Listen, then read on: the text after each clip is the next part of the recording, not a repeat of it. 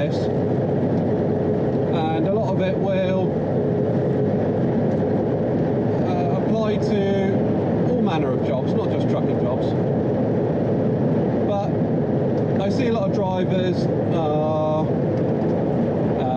struggling to get work, so I just thought I'd do this little video to help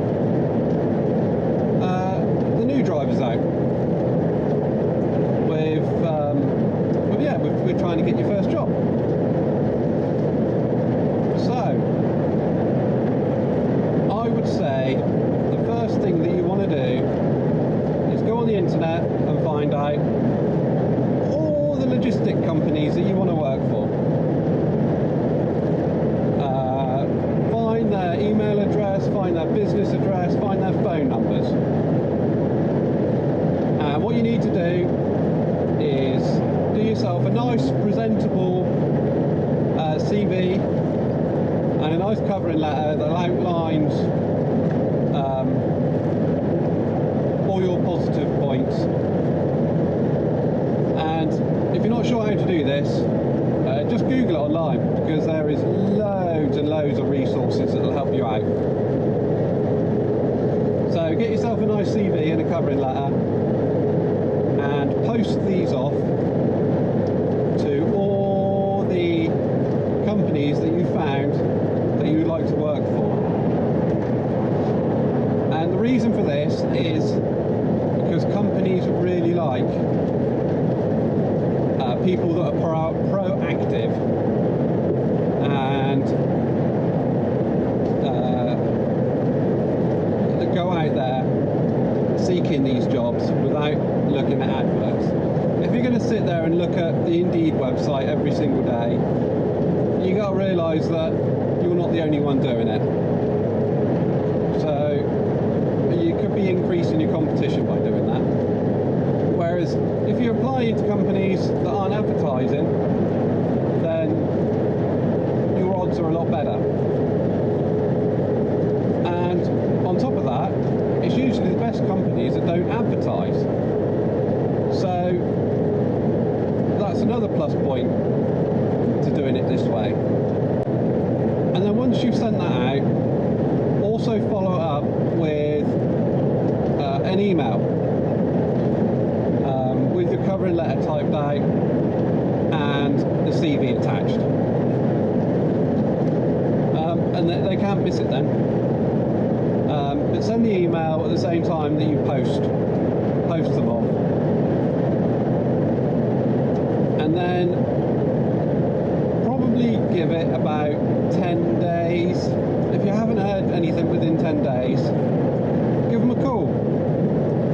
Give them a call and ask them if they've received your CV and if they've got any thoughts.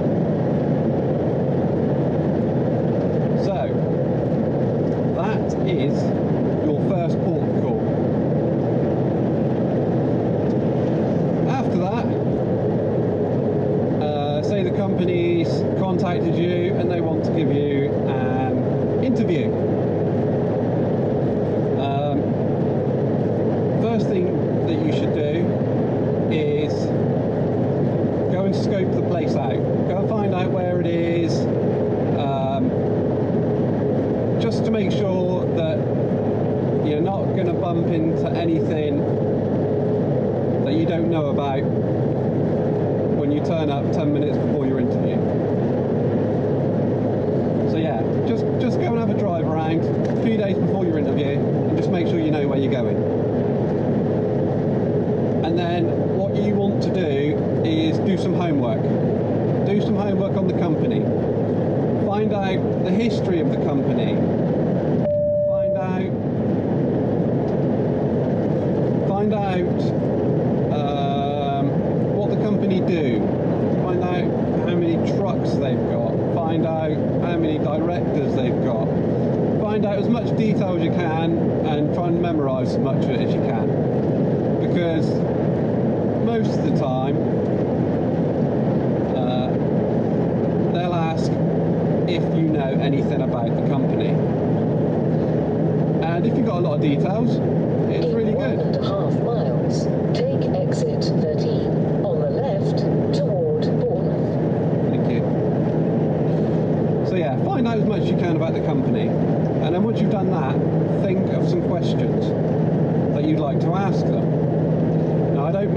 much you're going to pay me, how much holiday you're going to give me. You know, more specific questions. I don't know, I can't think of anything off the top of my head at the moment. But you don't want to just have 1 or 2 questions or 3 questions. You want 4 or 5 questions. Because there's a good chance that whilst you're chatting, they're going to answer a lot of them anyway. So yeah, it could be questions like, do they pay for parking? Are you going to be expected to do overnights? Are you going to be expected to work weekends, bank holidays? But yeah, don't be too forthcoming with the salary question. They'll usually volunteer that sort of information anyway. But if you can think of you know, more detailed questions that you'll probably kick yourself for not asking either of the 2 left lanes once you've had the interview. And then another thing that you want to do before you have your interview is get yourself a folder that you can put all your past certificates in.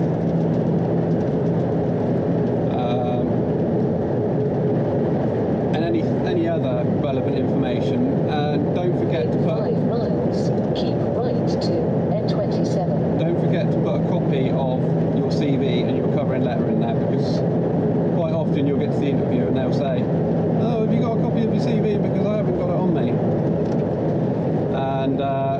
And so it's handy to have a copy of the CV in your folder. And also any relevant certificates that you've got from your previous employment also looks really good. Stuff like first aid certificates, fire certificates, manual handling certificates, anything like that. Stick them all in there, especially if they're in date, or even if they're just out of date. It shows that you've done some other form of training. Okay, so you've done all your interview prep, you know all about the company, you know where it is, you've got your certificates and your CV and everything. When it comes to interview day, if you look on the internet, it's a bit of a controversial one, especially when it comes to applying for HGV driving work. I don't know why, but I think it's probably because the average age drivers. But I have always turned up an interview with a shirt and tie. Doesn't matter what job it is, I've always worn a short shirt and tie.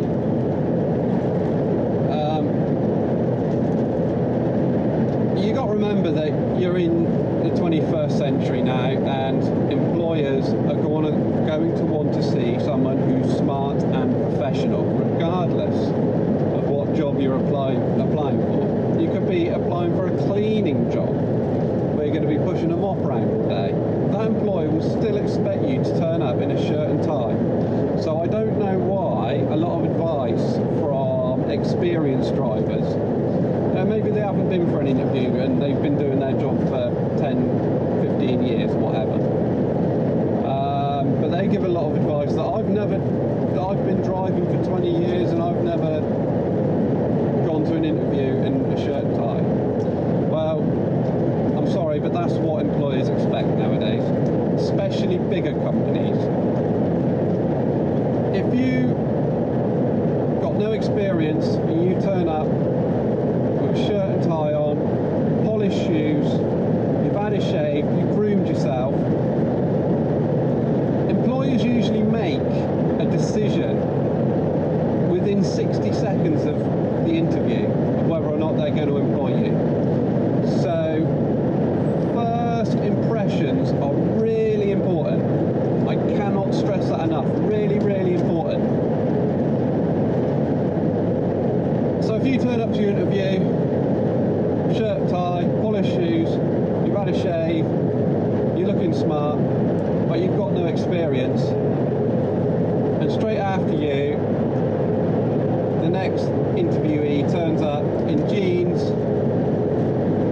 scruffy jumper, shaved, unkept, jeans and a scruffy jumper, and a pair of boots, but he's got 1 year's experience. I know who I would employ. I know who would look after my kit. I know who would keep the lorry clean and tidy. So it really makes a big difference. Don't turn up like a scruff bag.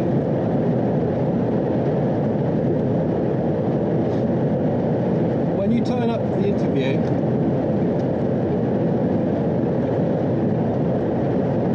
first thing you want to do is introduce yourself and shake hands. Be nice and positive. Don't be shy. But I also want a nice firm handshake. None of these limp lettuce handshakes. But don't crush your hands and hurt them. We don't want that. That's not good. Either end of that spectrum is not good. You want nice and firm in the middle. Handshakes are big.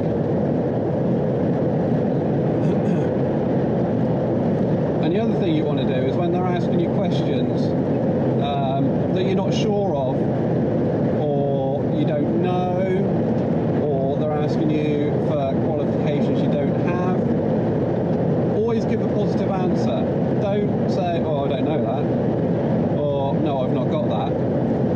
Give a positive answer, like for instance, if they ask you for ADR and you haven't got it, say, no, that's not something that I've done yet, but I'd really like to learn, and if it helps, I'd be happy to contribute towards costs.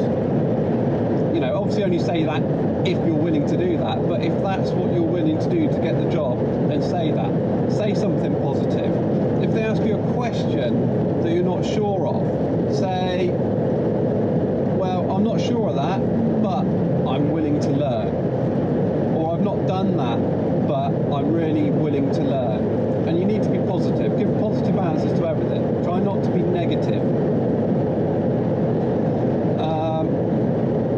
And along those same lines, try to give yourself a positive body attitude. Don't cross your arms, because crossing your arms looks negative, it looks defensive, it doesn't look welcoming to the person that's interviewing you.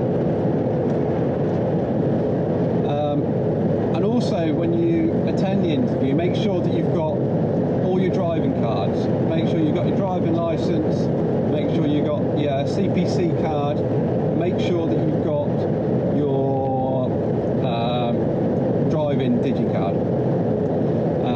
And also make sure that you have some form of ID on you, whether that be a driving license, or, well, you're obviously going to have your driving license on you, but a secondary form.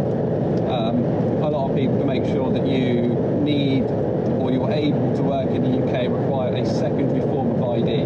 So they've got your driving license, maybe your passport or a utility bill. It's handy if you've got this stuff with you, because it will save you having to take it back again and blah blah blah blah. So if you're successful there, they might there and then take you out for a driving assessment, or they might arrange it at a later date. But if you're going to have it there and then, they usually pre-warn you. When you're arranging your interview, they'll say, okay, just be aware, we're going to give you a driving assessment at the same time. So therefore, you've turned up in shirt and tie. It's not very, appropriate to do your driving assessment in shirt and tie, and, well, not so much shirt and tie, but your shiny shoes. So what I suggest you do is take a high vis with you and some shoes that you drive in, whether it be, your steel toe cap boots. You probably might have to wear steel toe cap boots anyway, if you're going to be going and walking across their yard to get to the truck. So it's always a big bonus to have your steel toe cap boots with you. Just leave it in the boot of the car, so you can just slip them on after you've had your interview. And then when you go to the truck, most important, do your walk around check. The bloke who's taking you out for your assessment might not be forthcoming to tell you to do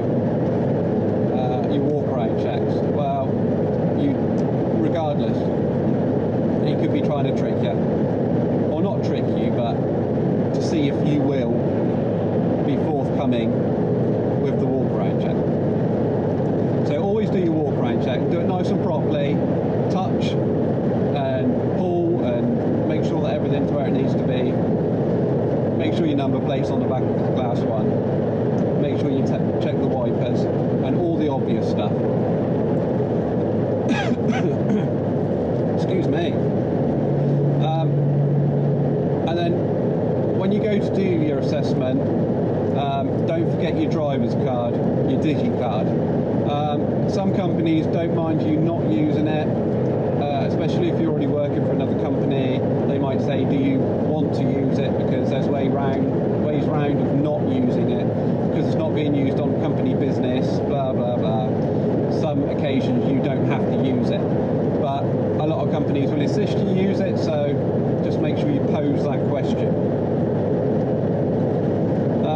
What you need to do is treat the assessment as a driving test. Make sure you do everything as you did your driving test. Mirrors, mirrors, mirrors, mirrors, don't speed. Make sure you're looking, your observations everywhere. Although it will be a slightly relaxed affair, and you won't fail a driving assessment for doing anything minor. They're usually pretty relaxed. I've had a few myself, and they've been quite enjoyable experiences. I've had quite good conversations with usually the transport manager who takes it. But yeah, I've pretty enjoyed the experience of the assessments. And make sure that when you're reversing in their yard, or sometimes they might want you to reverse into their warehouse or something like that, just make sure that if you're not sure of anything, get out and check. Just say to the assessor, especially if you're going to back into a dark warehouse, there's no way that you can see anything in those doors, so he will be expecting you to go and do a quick check to make sure that there's nothing in the way.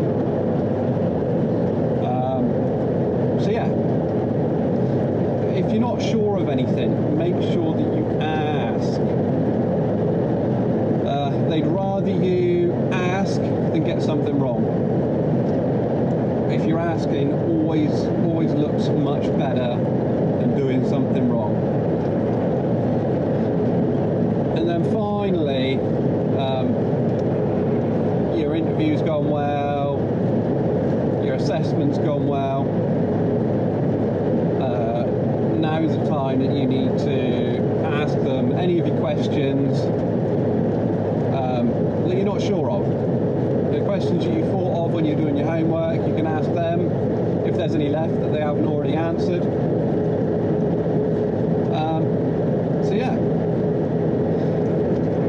when you're wrapping up the interview, you just want to make sure, you tell them that you thank them for their time, shake their hands, and make sure you ask when you're going to hear back from them. Because once you've gone past that point, a lot of companies sometimes won't let people know if they've not been successful. So once you got to the time that they have specified they're going to let you know by, if they haven't let you know, it doesn't hurt to give them a quick call, even if you know it's because you've not been successful. Give them a quick call.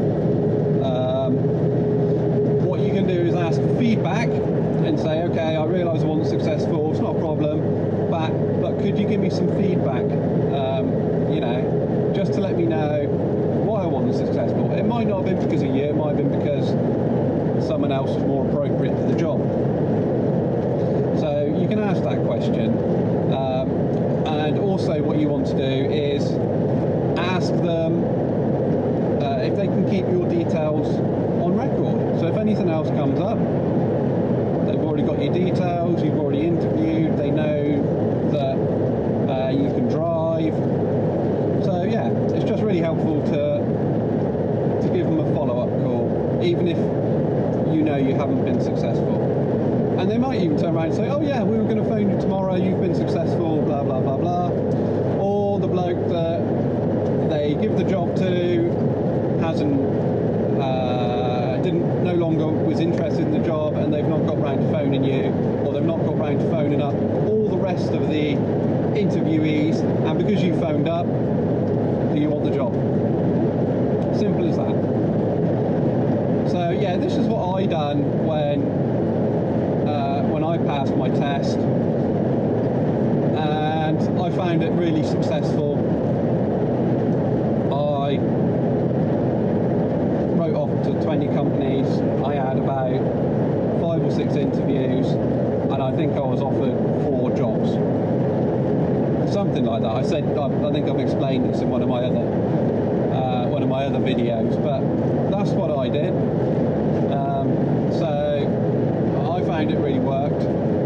I was struggling to find work, so following this method, I found myself choosing, or having to choose who I wanted to work for. So yeah, I really hope that's helpful. And don't forget in the comments, if I've missed anything that you think someone could benefit from, something that could be useful, let someone know in the comments. As many helpful